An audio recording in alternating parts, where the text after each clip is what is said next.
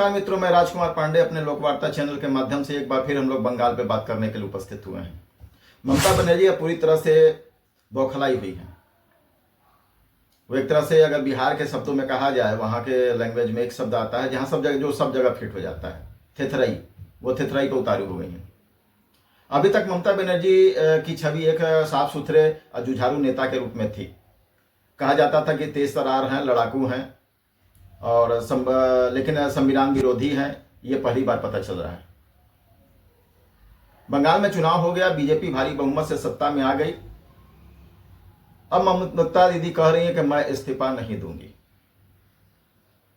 BJP 100 seat की चोरी की है, ये इल्जाम लगा रही हैं। हमें धोखे से हराया गया है। भारत के इतिहास में ऐसा कभी नहीं हुआ कि हारा हुआ मुख्यमंत्री कहे कि मैं इस्तीफा नहीं दूंगा। आमतौर पर भारत में सत्ता हस्तांतरण बहुत ही आसानी से हो जाता है और आपातकाल के बाद जब चुनाव हुए इस देश में, तब इंदिरा गांधी बुरी तरह से चुनाव हार चुकी थी। तब भी इंदिरा गांधी ने इतना हठधर्मिता नहीं अपनाया था और आराम से इस्तीफा देकर घर चली गई थी, जबकि ममता बनर्जी से ज़्यादा पावरफुल नेता थी इंदिरा गांधी।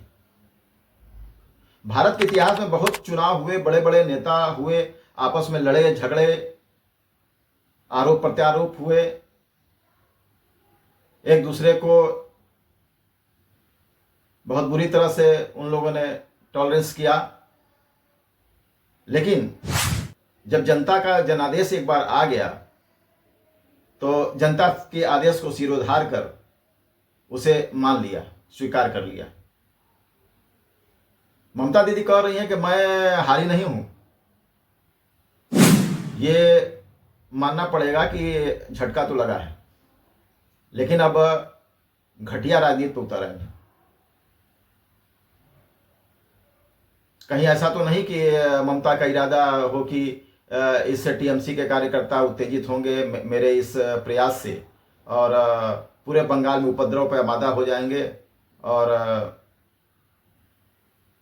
बंगाल को एक बार फिर से अस्थिर कर पाए। ये उनका ड्रामा है। वैसे भी 7 तारीख को विधानसभा समाप्त हो जाएगी और ममता दीदी को इस्तीफा तो देना ही पड़ेगा। पुराने जितने भी विधायक हैं वे अब तक के जो चुनाव हुए हैं उसमें जो वो हारे हैं उनको तो इस्तीफा देना ही पड़ेगा। वो पुराने विधायक हो जाएंगे और जो नए विधायक हैं उनको राज्यपाल शपथ दिलाएंगे। अगर ममता बनर्जी को विधायकी नहीं मिली है, जब वो चुनाव हार चुकी हैं, तो उनको शपथ तो दिलाया नहीं जाएगा। वो भूतपूर्व मुख्यमंत्री हो गई और राज्यपाल के पास वो सारी शक्तियां होती हैं। चुने हुए विधायकों को शपथ दिलाना उनका कर्तव्य होता है और चुने हुए पार्टी के नेता को मुख्यमंत्री का शपथ दिलाना भी उनका एक कर्तव्य है। और नेता बंगाल के एडवोकेट जनरल ने भी इस्तीफा दे दिया। वो जानते हैं कि जो दीदी कर रही हैं वो संविधान सम्मत नहीं है और वो गलत कर रही हैं, संविधान के विरुद्ध जाके कर रही हैं। वो एक तरह से हठधर्मिता अपना रही हैं। ममता दीदी पूरी तरह से मेंटली डिस्टर्ब हैं। वो बौखलाई हुई हैं, बदहवास हैं, आपा खो चुकी हैं।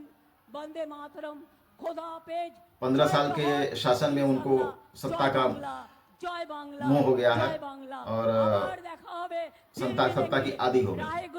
इसलिए वो सत्ता से हटने के नाम से ही घबरा रही हैं। तो फिर मिलेंगे। अनेक धन्यवाद। बीजेपी को ध्यान देना पड़ेगा कि वो अपने कार्यकर्ताओं को उत्तेजित होने से रोके, क्योंकि हारने वाली पार्टी आपको हिंसा करने के लिए उकसाएगी और अगर आपने आपा खो दिया आपने तो ये सारे इल्जाम आपके ऊपर मढ़ दिए जाएंगे।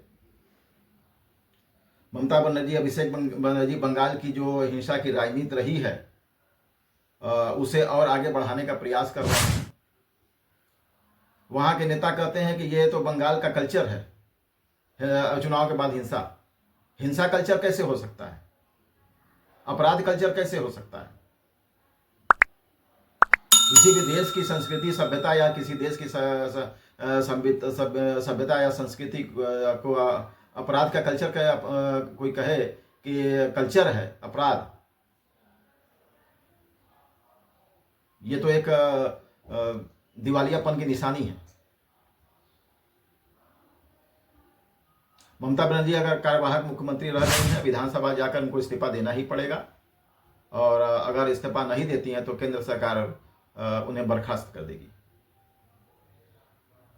और एक सचिव स्तर का अधिकारी उनके पास जाएगा और कहेगा मैडम प्लीज चलिए आपको मैं घर छोड़ देता हूं। आगे ममता दीदी को स्वस्थ राजनीति करनी है तो राहुल गांधी, अखिलेश यादव और अरविंद केजरीवाल से दूरी बना के रखनी पड़ेगी, उनकी बातें नहीं सुननी पड़ेगी, क्योंकि ये सब जनता के द्वारा रिजेक्ट किए हुए खिलाड़ी हैं। ममता के हारने पर सबसे ज्यादा सदमा अखिलेश यादव को लगा है।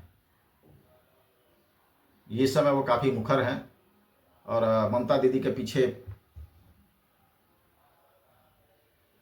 उनके सुर में सुर मिला रहे हैं। वो जानते हैं कि 2027 में चुनाव है यूपी में और उनकी अपनी हार स्पष्ट दिखाई दे रही है, इसलिए वो भी बौखलाए हुए हैं।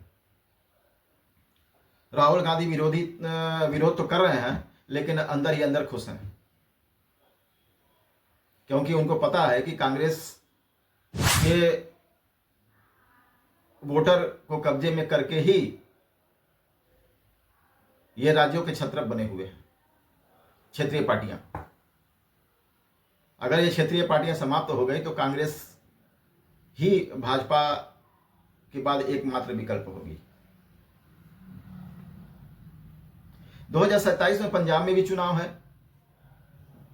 अरविंद केजरीवाल दिल्ली हार चुके हैं, पंजाब में जाके छुपे हुए हैं। उनको भी डर सता रहा है कि कहीं ये भी ठिकाना उनसे छीन न जाए, इसलिए अरविंद केजरीवाल ममता के सुर में सुर मिला रहे हैं। तब तमिलनाडु में एम.के. स्टालिन को भी सत्ता गंवानी पड़ी है, वहां भी सनातन का जिन बाहर आ गया है, सबके ऊपर हावी है सनातन का जिन।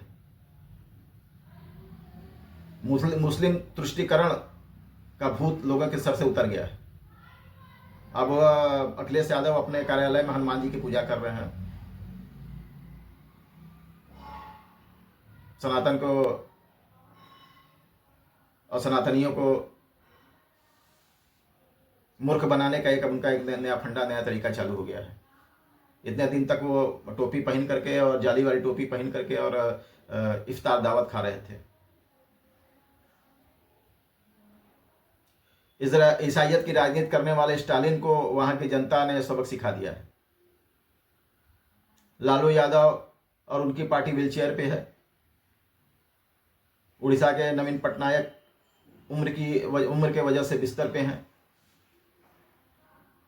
और एक प्रकार से देखा जाए तो पूरी इंडी गठबंधन आईसीयू में वेंटिलेटर पर पड़ी हुई है।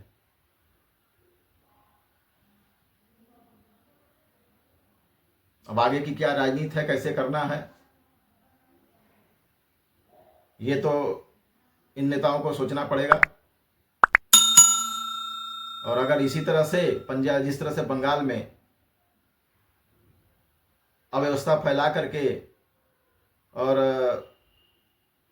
मतदाताओं को रोक करके और बूथ जैमिंग करके जीतने का प्रयास जिस तरह से 15 साल ममता बनर्जी ने किया है, अब वो समाप्त होने का दिन आ गया है। जनता भी समझ गई है। तो आगे क्या होगा 7 तारीख के बाद, ये हम भी देखेंगे और आप भी देखेंगे। तब तक मेरे वीडियो को लाइक करें, शेयर करें, सब्सक्राइब करें, और हो सके तो बेल आइकन दबा दें कि जो नए